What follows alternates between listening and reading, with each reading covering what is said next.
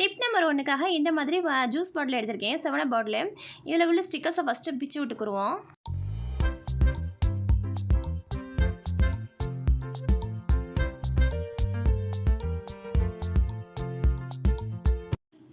இப்போ ஸ்டிக்கர்லாம் ரிமூவ் பண்ணியாச்சு. ரிமூவ் பண்ணதுக்கப்புறம் இப்போ பார்த்தீங்கன்னா மார்க்கரை வச்சு நான் மார்க் பண்ணியிருக்கேன். ஆனால் இது க்ரீன் கலர் பாட்டில்ன்றனால தெரியல. இந்த கீழ் சைடும் மேல் சைடும் பார்த்தீங்கன்னா ஒரு 4 இன்ச் அகலத்துக்கு வந்து நான் என்ன செய்ய போகிறேன், இந்த பாட்டிலை வந்து கட் பண்ணி விட்டுக்கிற போகிறேன் நீளமாக. இப்போ அந்த கோடு போட்டதுக்கு நேராக அந்த கத்தியை நல்லா ஹீட் பண்ணிவிட்டு நல்லா கட் பண்ணி விட்டுக்குருவோம். இப்போ கட் பண்ணியாச்சு. கட் பண்ணதுக்கப்புறம் பார்த்தீங்கன்னா இப்படி தான் இருக்கும். இப்போ இதுக்கு அடியில் வந்து நம்ம என்ன செய்ய போகிறோம்னா, இந்த பாட்டிலோட மூடி இருக்குது பார்த்தீங்களா, அந்த மூடியை வந்து 2 சைடும் இந்த மாதிரி நான் வந்து கீழே வந்து ஃபெவி பாண்ட் அப்ளை பண்ணிவிட்டு நான் ஒட்டி விட்டுக்கிற போகிறேன். இப்போ ஃபெவி பாண்டை வச்சு அப்ளை பண்ணி இப்படி ஒட்டி விட்டுக்கிற போது ஒரு 15 மினிட்ஸ் கழிச்சு பார்த்தீங்கன்னா நல்லா ஸ்ட்ராங்காக வந்து இந்த மூடி வந்து நல்லா ஒட்டிக்கிறோம். இது கீழே வந்து பார்த்தீங்கன்னா நமக்கு ஒரு ஸ்டாண்டு மாதிரி கிடைக்கும்.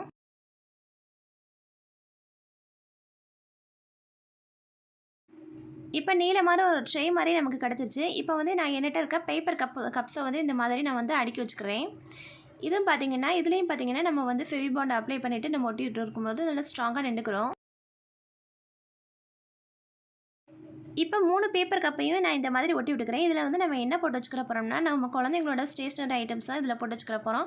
என்கிட்ட இருக்க கிரையான்ஸு, ஸ்கெட்சு, பென்சில் இந்த மாதிரி ஐட்டம்ஸ்லாம் நான் இதில் போட்டு வச்சுருக்கேன். இந்த வீடியோ உங்களுக்கு பிடிச்சிருந்துச்சுன்னா இந்த வீடியோக்கு ஒரு லைக் பண்ணுங்கள். டிப் நம்பர் 2க்காக இந்த மாதிரி டீ தூள் டப்பாவை எடுத்திருக்கேன். இப்போ இதுக்கு மேலே உள்ள ஸ்டிக்கர்ஸை ரிமூவ் பண்ணி விட்டுக்குருவோம். இப்போ ரிமூவ் பண்ணி விட்டாச்சு. இப்போ வந்து இந்த பாக்ஸ் வந்து டிரான்ஸ்பரண்ட்டாக இருக்கனால நான் இந்த மாதிரி என்கிட்ட இருக்க ரெட் கலர் சார்ட் பேப்பரை வந்து இந்த மாதிரி ஒட்டி விட்டுக்கிட்டு அதுக்குள்ளே பார்த்தீங்கன்னா இன்சர்ட் பண்ணி விட்டுக்கிற போகிறேன் இந்த டப்பாக்குள்ளே. இப்போ பார்த்தீங்கன்னா இன்சர்ட் பண்ணி விட்டாச்சு. அதுக்கப்புறம் நடுவில் பார்த்தீங்கன்னா அந்த இன்னும் கொஞ்சம் டிரான்ஸ்பரண்ட்டாக இருக்குது. அதனால் என்னென்ன செய்ய போகிறேன்னா ஒரு ரெட் கலர் சார்ட் பேப்பரை இந்த மாதிரி வட்டமாக கட் பண்ணிவிட்டு அதை வந்து நடுவில் வந்து சென்டராக வந்து நான் ஒட்டி விட்டுக்கிற போகிறேன்.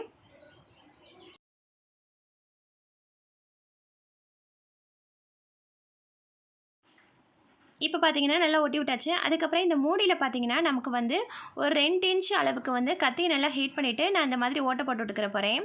இப்போ பார்த்தீங்கன்னா இதை வந்து நமக்கு வந்து ஒரு உண்டியில் கிடச்சிருச்சு. இப்போ பார்த்தீங்கன்னா இந்த டப்பா வந்து ஓப்பனாக தான் இருக்குது. இதில் வந்து நான் க்ளூ கன் வச்சு அப்ளை பண்ணிவிட்டு இதை வந்து ஒட்டி விட்டுக்கும் போது நல்லா ஸ்ட்ராங்காக ஒட்டிக்கிறோம். நம்மளால் திறக்கவே முடியாது.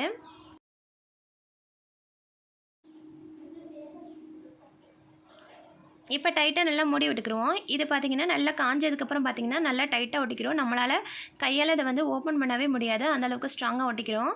இப்போ நமக்கு எப்போ தேவைப்படுதோ அப்போ வந்து நம்ம வந்து இந்த பாட்டிலை வந்து கட் பண்ணி தான் எடுத்துக்கலாம். இப்போ பார்த்திங்கன்னா நம்ம வந்து அதில் வந்து காசு போட்டு வச்சுக்கலாம்.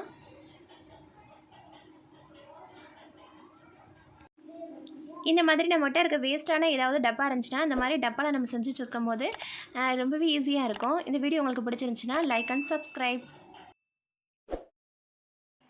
நெக்ஸ்ட் டிப்காக இந்த மாதிரி ஷூ பாக்ஸ் தான் எடுத்திருக்கேன். பெரிய சைஸான ஷூ பாக்ஸ் தான் எடுத்துக்கோங்க. அதுக்கப்புறம் மேலே அந்த மூடி இருக்கும் பார்த்தீங்களா, அந்த மூடியை கட் பண்ணிவிட்டு இந்த மாதிரி உள்ளே வந்து இன்சர்ட் பண்ணி விட்டுக்கிறேன். இப்போ பார்த்தீங்கன்னா நமக்கு அந்த பெட்டி வந்து கொஞ்சம் ஸ்ட்ராங்காக கிடைக்கும். அதுக்கப்புறம் இன்னொரு ஷூ பாக்ஸில் ஏதாவது ஒரு கார்ட்போர்டு அட்டை எடுத்துக்கோங்க. இந்த மாதிரி கிராஸாக வந்து நம்ம வந்து அந்த லென்த்துக்கு ஏற்றாப்பில் நம்ம வந்து கட் பண்ணி விட்டுக்குருவோம்.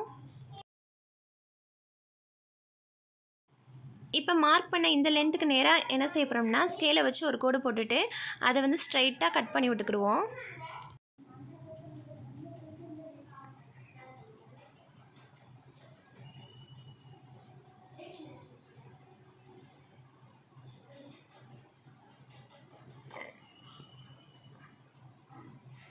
இப்போ பார்த்தீங்கன்னா கட் பண்ணியாச்சு. இப்போ கட் பண்ணதை வந்து இந்த பாக்ஸ்குள்ளே வந்து இன்சர்ட் பண்ணிவிட்டோம். கரெக்டாக ஆயிடுச்சு. நெக்ஸ்ட்டு வந்து இன்னொரு கார்ட்போர்ட் அட்டை எடுத்துக்கோங்க. அதை வந்து இந்த சைஸுக்கு நேராக வந்து நம்ம என்ன செய்ய போகிறோம்னா அந்த பாக்ஸ் வந்து இன்சர்ட் ஆகிற அளவுக்கு நம்ம வந்து கட் பண்ணி விட்டுக்கிற போகிறோம். அதாவது மேலே வந்து ஒரு இன்ச் அளவுக்கு வந்து நம்ம வந்து கேப் விட்டுட்டு அதுக்கப்புறம் கட் பண்ணி விட்டுக்குருவோம். அந்த அட்டையை வந்து ஃபுல்லாக கட் பண்ணிடக்கூடாது. 1 இன்ச் அளவுக்கு வந்து கேப் விட்டுட்டு அதுக்கப்புறம் கட் பண்ணி விடுங்க. இப்போ ஸ்ட்ராங்காக நல்லா ஒட்டி நின்றுக்கிறோம். அதுக்கப்புறம் இதே மாதிரி நான் இன்னும் ஒரு 3 வந்து பார்ட்டிஷனாக பிரிக்கிற மாதிரி நான் கார்ட்போர்டை வந்து ஒட்டி விட்டுக்கிற போகிறேன். இப்போ இந்த மாதிரி பிரித்து நம்ம ஒட்டுறப்ப நமக்கு வந்து ஸ்ட்ராங்காக இருந்துக்கிறோம். இதுக்கு வந்து நம்ம வந்து எந்த க்ளூவுமே அப்ளை பண்ணலை. இதில் பார்த்தீங்கன்னா நம்மளுடைய துணியெல்லாம் அதில் வந்து ஆர்கனைஸ் பண்ணி வச்சுக்கலாம். நான் வந்து இதில் என்ன ஆர்கனைஸ் பண்ணி வைக்க போகிறேன்னா, என்கிட்ட இருக்க கட்டைப்பையை வந்து இந்த மாதிரி எடுத்து சுருட்டி வச்சுக்கிற போகிறேன். சுருட்டி அந்த பாக்ஸ்க்குள்ளே வந்து இந்த மாதிரி உள்ளே வச்சுக்கிற போது நமக்கு வந்து எல்லா கட்டைப்பையும் பார்த்திங்கன்னா நீட்டாக இருக்கும். நமக்கு எப்போ தேவைப்படுதோ அப்போ எடுக்கிறதுக்கு ரொம்பவே ஈஸியாக இருக்கும். இந்த மாதிரி கட்டைப்பை வந்து பார்த்திங்கன்னா அங்கங்கே கொச்சமச்சான் இருக்கும். இந்த மாதிரி நம்ம நீட்டாக ஆர்கனைஸ் பண்ணி வைக்கும்போது நமக்கு தேவைப்படுறப்ப எடுக்கிறப்ப ஈஸியாக இருக்கும். இந்த வீடியோ பிடிச்சிருந்துச்சுன்னா like and subscribe. Next tip பார்த்தீங்கன்னா ஒரு க்ளீனிங் வீடியோ தான். இது பார்த்தீங்கன்னா என்னோடய ஃப்ரிட்ஜோட டோரு. இது பார்த்தீங்கன்னா இந்த ஃப்ரிட்ஜில் பார்த்தீங்கன்னா சுற்றி பார்த்தீங்கன்னா இந்த மாதிரி கருப்பு கருப்பாக இருக்குது. இந்த பிளாஸ்டிக் லேயர் மாதிரி இருக்குல்ல, அதில் பார்த்தீங்கன்னா சுற்றி கருப்பு கருப்பாக இருக்குது. இதை போக்குறதுக்காக நான் என்ன பண்ண போகிறேன்னா, ஹோட்டல்லாம் ஃப்ரைட் ரைட்ஸு அதுக்கப்புறம் நூடுல்ஸ்லாம் வாங்கும்போது நமக்கு வந்து சாஸ் பாக்கெட் கொடுப்பாங்க.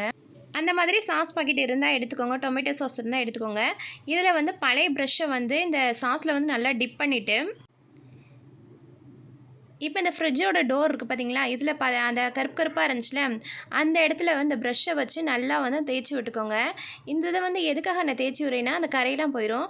ஆனால் மித்ததை வச்சு இப்போ நம்ம சோப் ஆயிலோ இல்லை வேறு ஏதாவது வச்சு தேய்க்கும் போது நமக்கு வந்து நம்ம யூஸ் பண்ணி என்ன தான் தொடச்சாலும் நமக்கு வந்து ஃப்ரிட்ஜுக்குள்ளே எந்த பொருள் வச்சாலும் அந்த சோப்பு லிக்விடு அந்த மாதிரி வாடை தான் வரும்.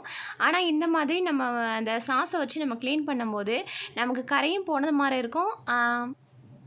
அந்த சாஸோட ஸ்மெல்லும் நமக்கு வந்து அந்த ஃப்ரிட்ஜ்லேயே ஒட்டி இருக்காது. ஸோ இந்த மாதிரி க்ளீன் பண்ணிக்கோங்க. இப்போ நல்லா தேய்ச்சி விடும்போதே பார்த்திங்கன்னா நல்லா அந்த அழுக்கெல்லாம் போகுது.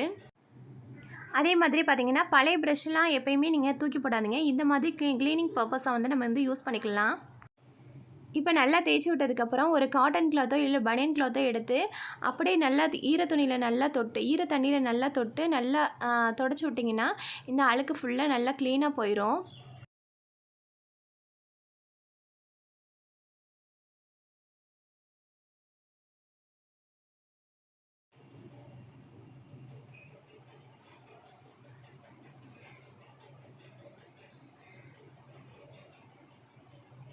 பார்த்தீங்கன்னா இந்த அழுக்கு நல்லாவே போயிருக்கு.